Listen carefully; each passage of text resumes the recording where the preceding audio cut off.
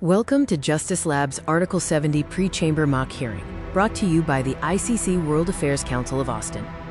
This simulation is an Article 70 case study, focusing on alleged retaliation against a person for providing information to the court. It is a comprehensive educational module for legal studies and civic leadership. Our Article 70 hearing simulation addresses offenses against the administration of justice, specifically alleged retaliation against witnesses. The pretrial chamber reviews evidence and jurisdiction in this educational module. Article 70 addresses offenses against court administration, protecting the integrity of legal proceedings. This includes interfering with or retaliating against witnesses, which are independently punishable as crimes. This hearing matters because it protects the crucial integrity of all ICC proceedings. It ensures witnesses can testify safely and upholds the administration of justice for the court. The case summary involves an allegation of retaliation against ICC cooperators, allegedly encouraged by a head of state. The hearing will determine admissibility and assess if the actions meet Article 70 thresholds. The prosecution's theory is that a climate of retaliation was created through public statements and actions, specifically intended to discourage cooperation. Evidence includes communications, timing patterns, and witness statements. To prove the case, the prosecution must show specific intent to retaliate and knowledge of witness cooperation.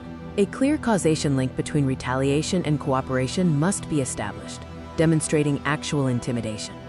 Key prosecution exhibits include public statements creating a climate of retaliation and internal memos illustrating specific discouraging actions.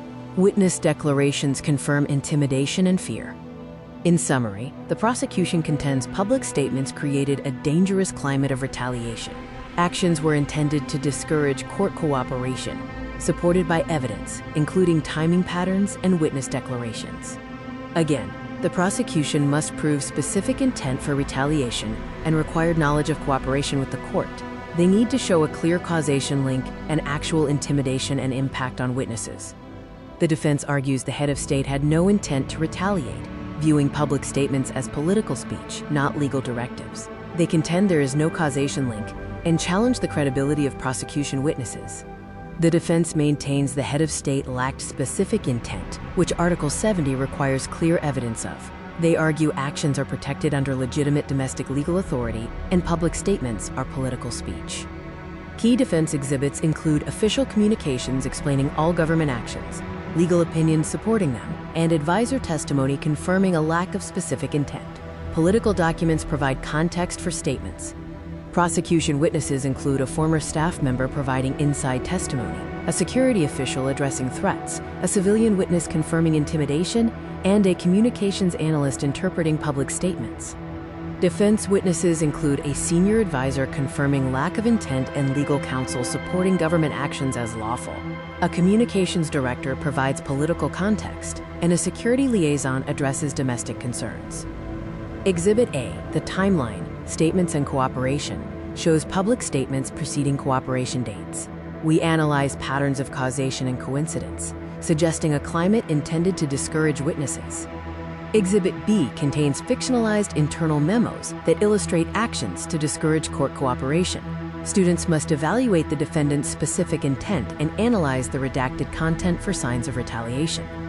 Exhibit C, security reports, show specific threats and fear, including witness relocation for safety.